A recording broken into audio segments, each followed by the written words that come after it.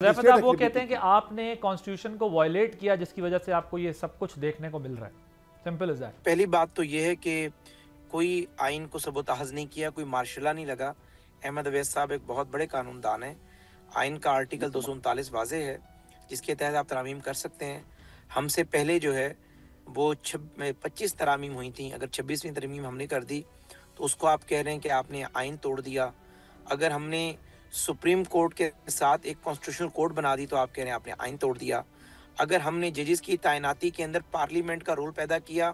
और पार्लियामेंट के रोल में भी हमने अपोजिशन और हुकूमत दोनों को बराबर की नुमाइंदगी दी, सुप्रीम जुडिशल कमीशन के अंदर हमने पार्लियामेंट के किरदार को बढ़ाया, तो आप कह रहे हैं कि हमने जो है वो आइन को सबूताज कर दिया। अगर हमने सुप्रीम कोर्ट से आर्टिकल 184(3) की वो पावर वापस ले ली सुमोटो की,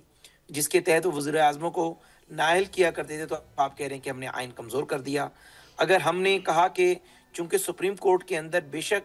जो आपके आइनी और सियासी केसेस हैं वो आटे में नमक के बराबर ही होंगे, 15-20 हज़ार केसेस हैं, टोटल पेंडेंसी अगर 1.5 लाख की है, तो हमने कहा कि नहीं, सुप्रीम कोर्ट जो है वो सिविल और क्रिमिनल केसेस की अपीलों को सुने, ताकि जो है जो सियासी केसेस हैं जिनके लिए आप बड़ा वकील हायर करते हैं, बड़ा फेस होता है, मीडिया की कवरेज होती है, तो जजेस की दिलचस्पी उनमें बढ़ जाती है, तो हमने उसके लिए एक अलहदा अदालत बना ली। तो आप कह रहे हैं कि नहीं, ये हमने जो है वो आइन तोड़ दिया और उसके अंदर वही जजेस लगाए जो जस्टिस अमीनुद्दीन खान आपके दौर में एलिवेट होकर यहाँ आए थे सुप्रीम कोर्ट में, उसके अलावा भी बाकी वही जजेस लगे। अगर आप जो है लाहौर हाई कोर्ट में 12 जजेस की तैनाती करें, जब अहमद अवैस साहब, खुद मैं इनकी बहुत कदर करता हूँ एज अ लॉयर, लेकिन उसको एडवोकेट जनरल पंजाब हुआ करते थे,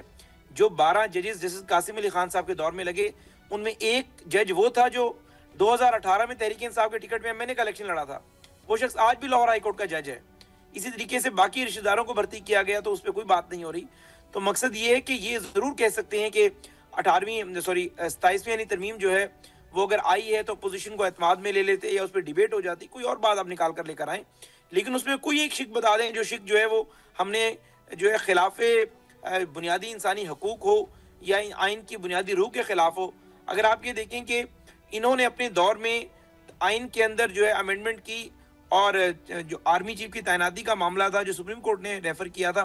उसमें ज़ाहिर पीटीआई उसका क्रेडिट ले रही थी और उस वक्त बता रही थी कि आर्मी चीफ कौम का बाप होता है। अगर हमने आइन के अंदर तरमीम कर कर क्या किया कि chairman joint chief of staff committee का ओहदा, जो कि बहुत अरसे से अबेंडेंट या इररेलेवेंट हो गया था, ये 21वीं सदी के असूलों पे वो बैठ नहीं रहा था, जो ऑपरेशन बुरहानुल मरसूस और मार्का हक के दौरान हमें पेचीदगियों का सामना रहा, गो हम वो जंग जीत गए, तो हमने कहा कि नहीं, इसको अब जो है वो ठीक कर लें ताकि तीनों मुसल्लह अफवाज के दरमियान कोऑर्डिनेशन बेहतर रहे। क्योंकि 5 मिनट का हमारे पास टाइम था जब एयरफोर्स ने रिस्पॉन्ड किया, भारत के जो है वो रडार पर कोई 80 से ज़्यादा तैयारे नजर आए, अल्हम्दुलिल्लाह टाइमली रिस्पॉन्ड हो गया। लेकिन अल्लाह के फजलो करम से अगर कोई 19-20 चीज़ हो जाती, अल्लाह ना करे, तो ज़ाहिर है पाकिस्तान उसका खमियाजा भुगतता, पाकिस्तान की अपनी जो साख्त और शनाख्त है वो मुतासिर होती। तो हमने उन चीज़ों को मलूज़े खातिर रखते हुए अगर 2-3 ओहदे मजीद ऐड किए हैं, और बाकी फील्ड मार्शल साहब के ओहदे के मुतालिक वो ज़ाहिर उनको एक आइनी प्रोटेक्शन दी है कि कोई भी उसको अंडू नहीं कर सकता। पहले भी अंडू कभी नहीं हुआ, लेकिन अगर आइनी प्रोटेक्शन दे दी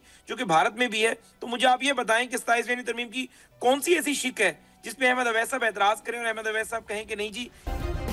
सब्सक्राइब करें और बेल दबाएं ताकि कोई खबर रह न जाए।